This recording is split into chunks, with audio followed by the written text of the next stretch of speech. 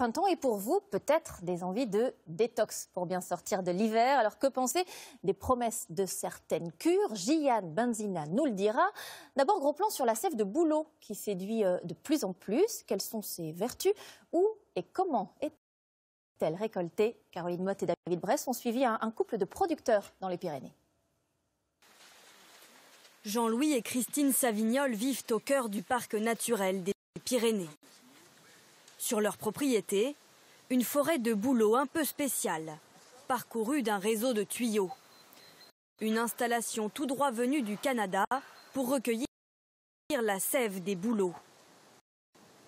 Donc voilà un peu le système, je dirais, un peu artisanal qui a été mis en place pour essayer de faire de la quantité. Donc ici, on fait un trou à la perceuse, on met le chalumeau, on tape au marteau dessus pour bien le sceller.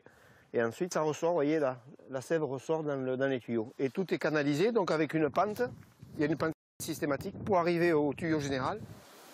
Comme une toile d'araignée, ce système relie tous les arbres entre eux. À la fin de l'hiver, chaque bouleau peut produire 5 litres de sève par jour. Voilà, donc là, on va remplir petit à petit, bidon après bidon. Jean-Louis et Christine ont quitté leur vie parisienne pour réaliser leurs rêves. Salut les filles. Élever des chevaux de Mérins. Bah, comment ça va? Mais difficile de s'en sortir financièrement. Il fallait trouver une activité complémentaire et où on puisse rester avec nos anciennes activités. Donc là, ça arrivait à point nommé. Au milieu des chevaux, il y a des arbres, il y a des bouleaux. On en a suffisamment pour pouvoir faire une exploitation. Donc on a lancé une activité l'année dernière commerciale, en e-commerce, sur la sève de bouleau. Très répandue au Canada, en Russie et dans les pays nordiques, la sève de bouleau aurait des vertus thérapeutiques. En France, elle séduit de plus en plus de personnes adeptes des remèdes naturels. Ça ressemble à de l'eau, regardez, il n'est pas limpide. Bon, c'est normal, c'est les premières sorties. Hein. Un léger goût sucré. Moi, j'en boirais bien un litre. Hein. Elle est bonne. Elle est plus parfumée que la dernière. Quand je prends cette cure, j'ai l'impression d'avoir 45 ans, hein, alors que j'en ai 61, donc tout va bien. Un élixir de jouvence qui conviendrait aussi aux animaux. Convaincus, ses voisins viennent en acheter pour un de leurs chevaux. Voilà, donc là je te donne le premier bidon. Tu en as pour 10 jours à peu près. 10 jours, c'est 2 litres. 2 litres et demi par jour, ouais. D'accord. Ouais. C'est une vraie potion magique, on dirait.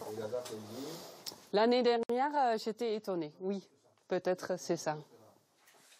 Depuis 2 ans, Jean-Louis et Christine vendent leur sève en e-commerce sur Internet.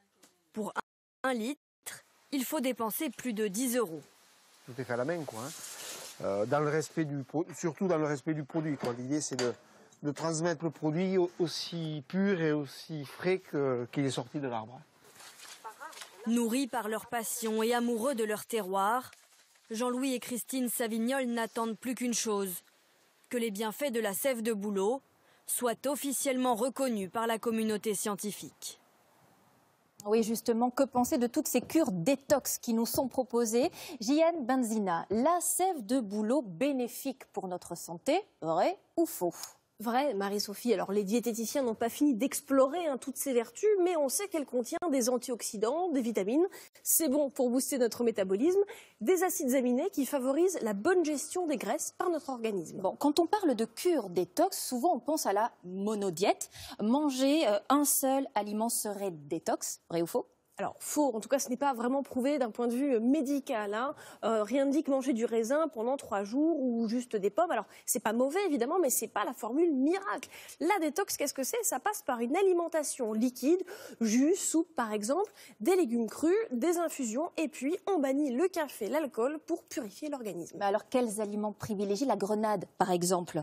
Détox, vrai ou faux? Vrai. La grenade, en effet, a un effet antioxydant qui réduit les risques de cancer, même plus que le thé vert. Elle est anti-inflammatoire à condition de la consommer fraîche et entière et pas en jus de supermarché qui en contiennent en vérité assez peu.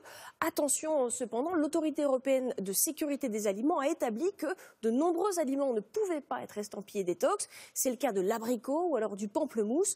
En revanche, on valide le citron, le curcuma ou alors la graine de chia. Enfin, Jeanne, beaucoup de personnes voient la cure détox comme un régime. Est-ce qu'elles ont raison? Faut surtout pas. Marie-Sophie, cela ne sert pas à maigrir. Et d'ailleurs, une cure détox doit durer 2 à 3 jours maximum pour éviter les carences. Et pas plus de 2 fois par an, idéalement à l'automne et au printemps pour réveiller notre organisme. C'est déconseillé aux personnes fragiles.